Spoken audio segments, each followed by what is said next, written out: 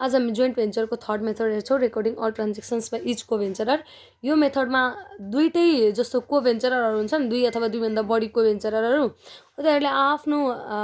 उनीहरूले एउटा आफ्नो पार्टनरको अकाउन्ट मेन्टेन गर्छ र अर्को जोइन्ट भेन्चर अकाउन्ट मेन्टेन गर्छ, जसमा चाहिँ सब खर्चहरू देखाउँछ। यो मेथडमा सब कस्ट र एक्सपेन्सेसहरू डेबिट हुन्छ भने, जस्तै क्यास पेमेन्ट हुँदैछ, ए को बुकमा यदि एले क्यास पेमेन्ट गर्दैछ भने एले आफ्नो बुकमा 2 क्यास लेख्छ। त्यसै गरी यदि बीले पेमेन्ट गरिरहेछ भने ए आफ्नो बुकमा बी भनेर लेख्छ, र यदि बी को बुकमा यदि एले पेमेन्ट गरिरहेछ भने 2A लेख्छ, र यदि बीले पेमेन्ट गरिरहेछ भने बी आफ्नो बुकमा 2 क्यास भनेर क्रेडिट गर्छ। अब यहाँ हामीसँग एउटा क्वेसन छ, A and B enters into a joint venture. On 1st Bhadra, A purchased the goods of ₹90,000 and sends it to B. A and B decided to share profit and loss equally after allowing 2% interest on the amount invested by A. A ले जति invest गरेको छ त्यसमा sale भइसकेपछि एले के लिन्छ, 2% interest लिन्छ। And B after a commission of 2% on sales to B, बीले जति बेच्छ त्यसको 2% कमिसन लिन्छ सेल गर्ने बापत। The following transactions take place which was paid by B. यो जति पनि ट्रान्जेक्सन छ यसको फी कसले पे गर्दैछ त, बीले। के छ यहाँ ट्रान्जेक्सन्स भनेको, transportation fee 10,000, rental fee 6,000, advertisement expenses 5,000। अनि on 30th Mangsir B informs that all the goods has been sold for ₹1,20,000 अनि यहाँ required prepare the related account with journal. अब पहिले हामी ए को बुकमा जर्नल प्रिपेयर गर्ने। यहाँ सुरुमा ट्रान्जेक्सन छ, A purchase a goods for ₹90,000 and sends it to B. कहिले त 1st भाद्र। 1st भाद्रमा एले गुड्स पर्चेज गर्यो, सो ए को बुकमा एले के रेकर्ड गर्छ, गुड्स पर्चेज गर्यो, के को लागि, जोइन्ट भेन्चरको लागि। So joint venture account debit. Purchase भनेको खर्च हो, टु पैसा गयो ए को पैसा, सो एले रेकर्ड गर्छ टु ब्याङ्क अकाउन्ट 90,000।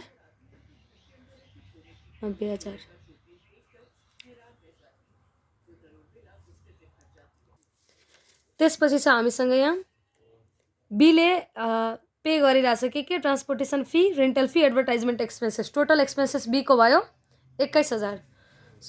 सो यहाँ ए को बुक हो, एले के रेकर्ड गर्छ, यो एक्सपेन्सेस भनेको खर्च डेबिट हुन्छ, so joint venture account debit. अब यदि एले पेमेन्ट गर्थ्यो भने टु ब्याङ्क लेख्थ्यो, बीले पेमेन्ट गरिरहेछ सो बी को नाम लेख्छ, to B account 21,000 being expenses paid by be.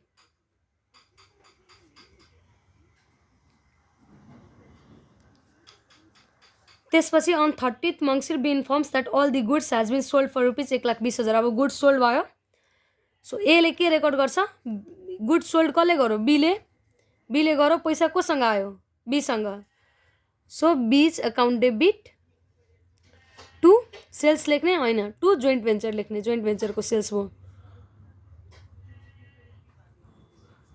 1,20,000 लेख्ने 30th मङ्सिर।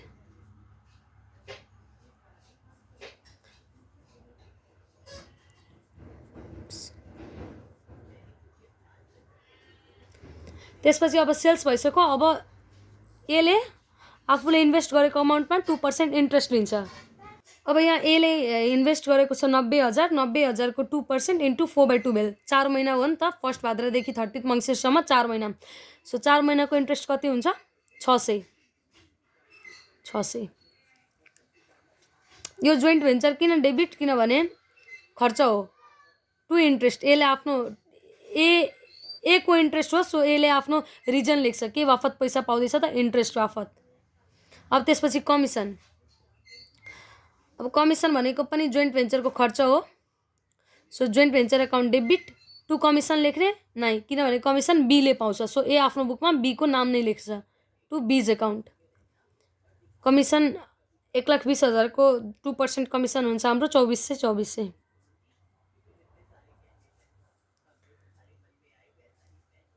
अब सब भइसकेपछि हामीले प्रफिट एन्ड लस क्याल्कुलेट गर्नुपर्ने हुन्छ, र प्रफिट एन्ड लस हामी दुईवटा तरिकाले क्याल्कुलेट गर्न सक्छौँ।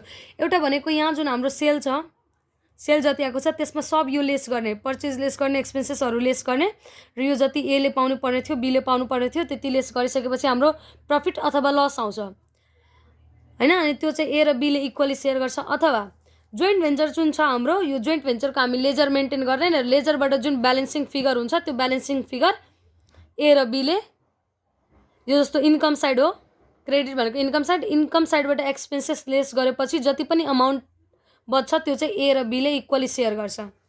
हामी यहाँ यसरी पनि गर्न सक्छौँ, 1,20,000बाट 90,000 माइनस गरेपछि 21,000 र यो माइनस गरेपछि हाम्रो अमाउन्ट आउँछ 6,000 र यो 6,000 ए र बीले इक्वली सेयर गर्छ। अब ए को बुकमा एले प्रफिट पाउँदैछ भने के क्रेडिट गर्छ? टु पिएनएल अकाउन्ट, र बीले पनि प्रफिट पाउँदैछ। सो एले आफ्नो बुकमा के रेकर्ड गर्छ त, के लेख्छ भने बी को नाम लेख्छ, बीज अकाउन्ट।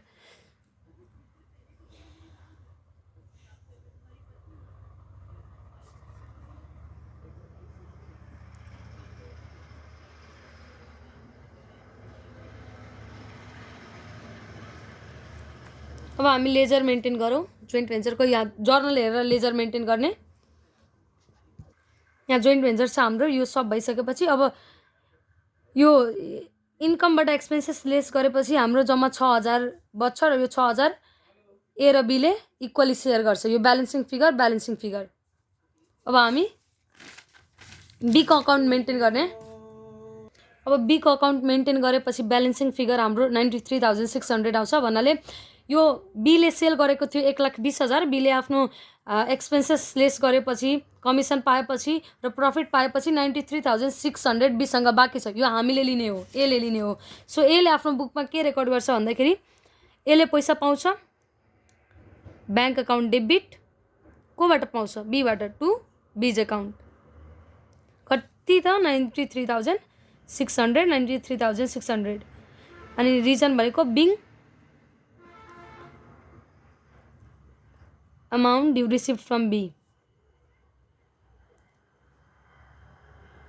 अब यसरी नै हामीले बीको बुकमा पनि मेन्टेन गर्नुपर्ने हुन्छ। अब journal entries in the books of B हेरौँ के हुन्छ। सुरुमा एले पर्चेज गरिरहेछ, अब बीले आफ्नो बुकमा के लेख्छ त? जोइन्ट भेन्चर खर्च हो, पर्चेज भनेको खर्च। सो जोइन्ट भेन्चरको लागि खर्च हुँदैछ, जोइन्ट भेन्चरको पर्चेजको लागि। So joint venture account debit to A's account. आफूले पेमेन्ट गर्यो भने क्यास ब्याङ्क लेख्ने, अनि पार्टनरले पेमेन्ट गरिरहेछ भने पार्टनरको नाम लेख्ने, 90,000। त्यसपछि यसले एक्सपेन्सेस पे गरिरहेछ बीले 21,000 को। So joint venture account debit to bank account. Narration आफैले लेख्नु होला अथवा यताबाट हेरेर पनि लेख्दा हुन्छ। 21,000। त्यसपछि सेल्स हुँदैछ, बीसँग पैसा आयो, bank account debit to joint venture 1,20,000 को।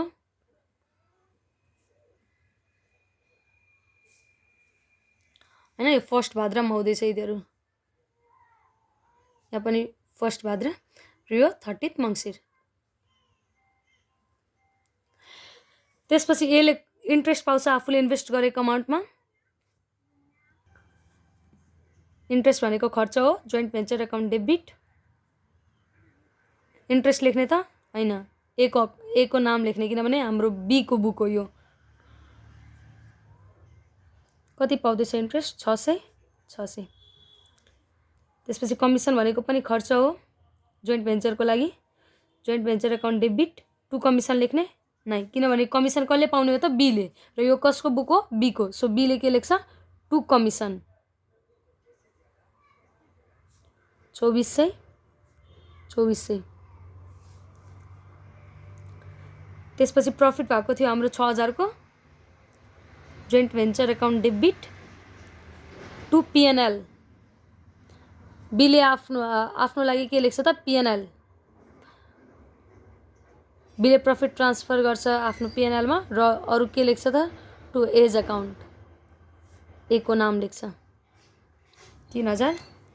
त्यसपछि भएको थियो, त्यसपछि बीले यसलाई पैसा ट्रान्सफर गरेको थियो। सो के लेख्छ भन्दाखेरि A's account debit to bank.